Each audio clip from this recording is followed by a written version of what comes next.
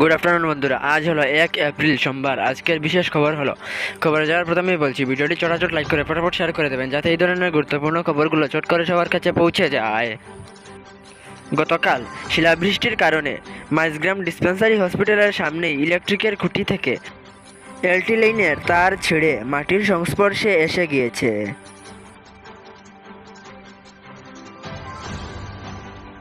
মালুয়া নাহারপুর এলাকার বরাক নদীতে একটি মৃতদেহ উদ্ধার।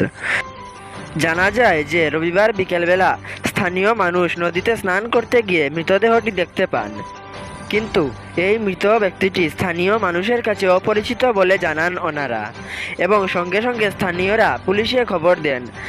সাধারণত এটি হত্যা না জলে ডুবে মারা গিয়েছে, এ নিয়ে চাঞ্চল্যের সৃষ্টি হয়েছে সাধারণ মানুষের মধ্যে। Reported by Karimganj TV news.